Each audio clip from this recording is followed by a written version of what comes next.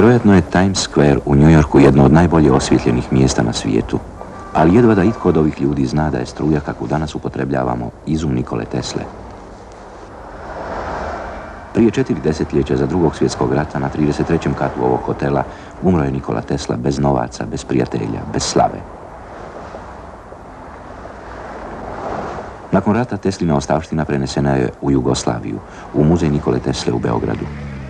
No velik dio radova nestao je nakon Tesline smrti u New Yorku, a danas je sve više onih koji vjeruju da je Tesla umro pod čudnim okolnostima. Tek 3 dana nakon smrti pronađen je u hotelskoj sobi. Mnogi pretpostavljaju da je Teslinoj smrti pridonio neki Hitlerov agent, a upravo tih se dana Tesla trebao sastati s predsjednikom Rooseveltom. Želio mu je povjeriti svoje otkriće nove svemirske energije kojom bi se osigurala pobjeda saveznika nad silama osovine.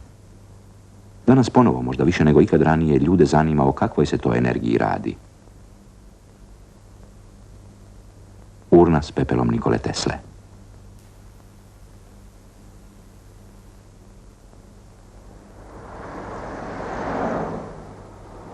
This is Ralph Bergstresser in Burbank, California.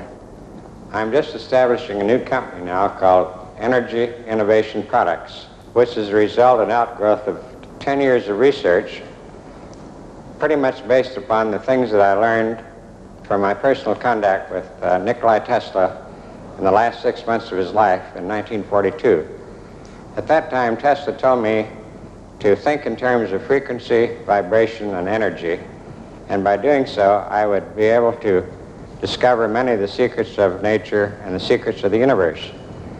He kept his distance from people. He didn't want people to get within about 6 feet of him because he felt like their magnetic field would overlap his and affect him.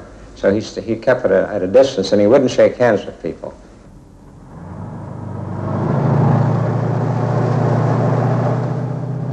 I'm Bob Weiss, a physicist, engineer at Hughes Aircraft Company in Canoga Park, California. One of the problems that any scientist has to face, including such great scientists as Edison, Einstein, and Nikola Tesla, is that when you advance your theories, they are then open to the world, and people who are not necessarily into the scientific discipline get hold of them and make with them what they want.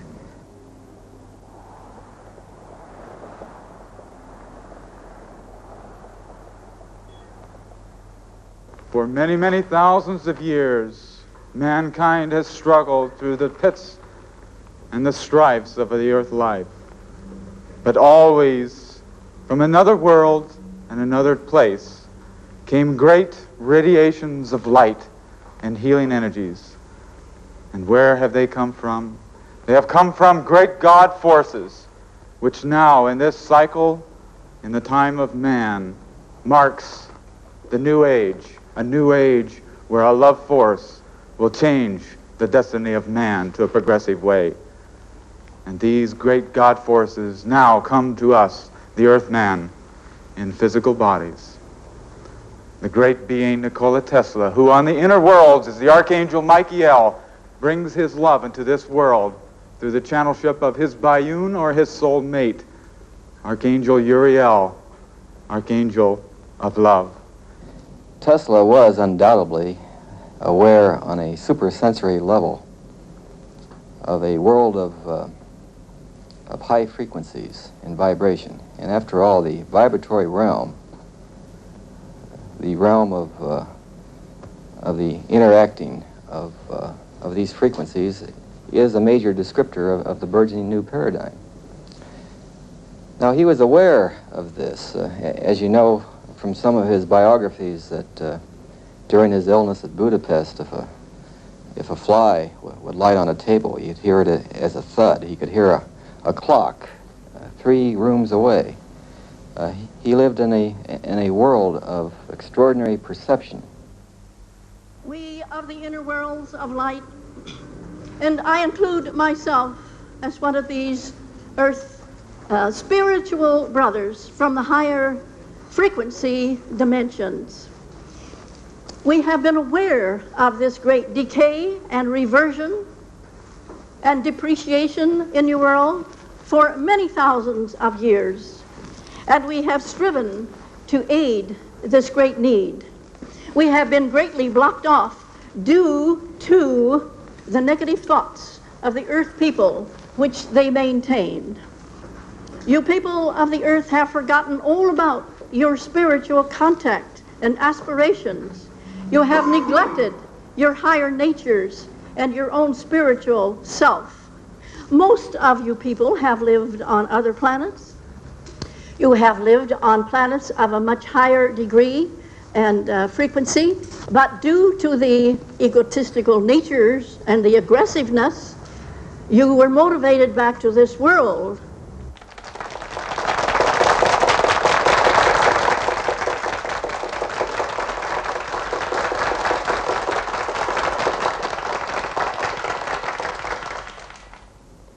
If Tesla was a mystic, he wasn't Tesla because he was a mystic.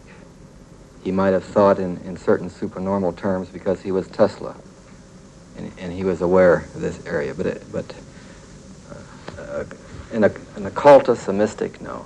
Even this incredible concept that with what I would like to call a planetary science, a science that allows the mankind on this planet to control literally the destiny of this planet and control it consciously, to the point that he even was able to think that this planet could be moved out of the solar system if necessary. It may even be that a UFO, if it is a physical vehicle, and if in fact they are some kind of extraterrestrial vehicles, that their power plant is similar to a Tesla coil. Tesla's coils can be designed to operate at the same frequency as this grid. There is a direct relationship there between energy, mass, and light. And Tesla coils can tap that energy. We live on an Earth which floats in a sea of energy. We're like people running down a river, dying of thirst because there's nothing on their boat, when all they have to do is dip a cup into the water to pick out the energy that they need.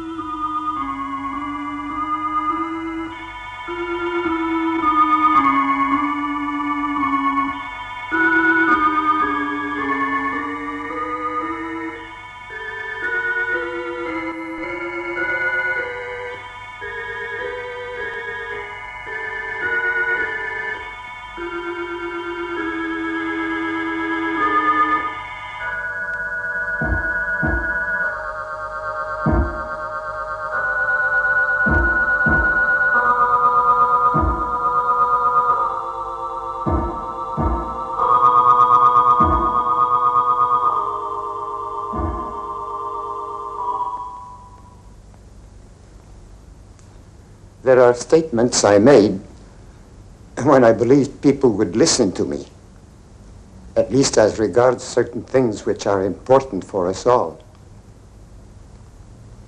But now it makes no difference. But how come you are here at all? I mean, in my hotel room. I haven't been visited by anyone for a very long time. Which paper will you be publishing this in? As a matter of fact, I'm a freelance reporter. Mr. Tesla, you were once a very wealthy man. You worked with J.P. Morgan, didn't you? We were given a great opportunity. And what was that opportunity? It had to do with the course mankind had chosen and the one it might have chosen, which would have led in a very different direction.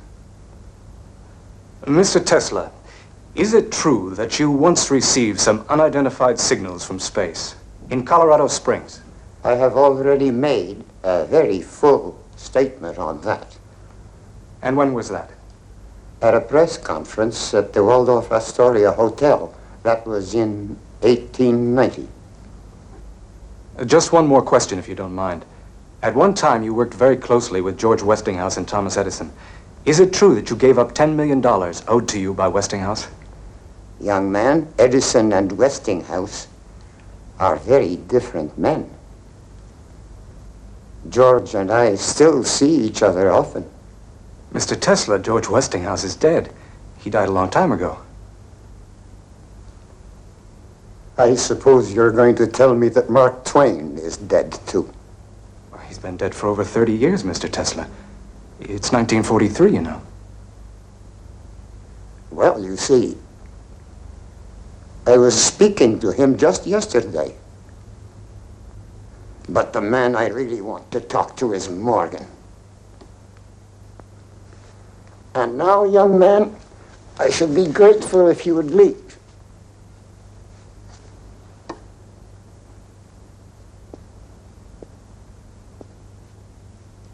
Thank you very much, Mr. Tesla.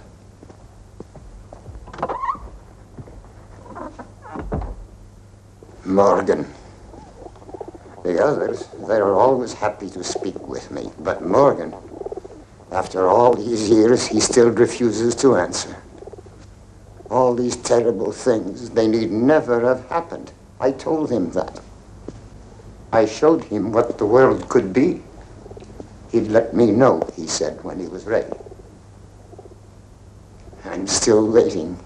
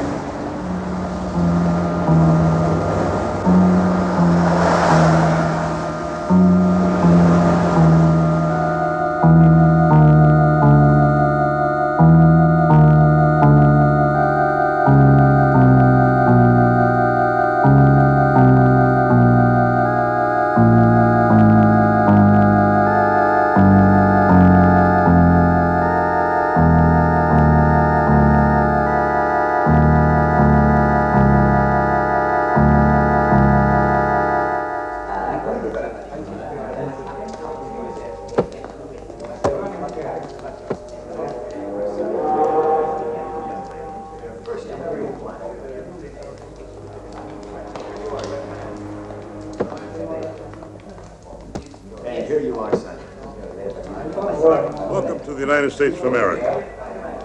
Next. Twoich świętych przykazań, żebym Cię żadnym grzechem nie obraziła. Ofiaruję Ci wszystkie moje myśli, słowa i uczynki, pracę i modlitwy dzisiejsze. Pobłogosław je, o mój Boże. Are all these children yours? You're their legal guardian? Amen. Tutti i bambini sono sani. Sono già stati visitati in Italia sul piroscafo. Tutti noi siamo sani, Signore.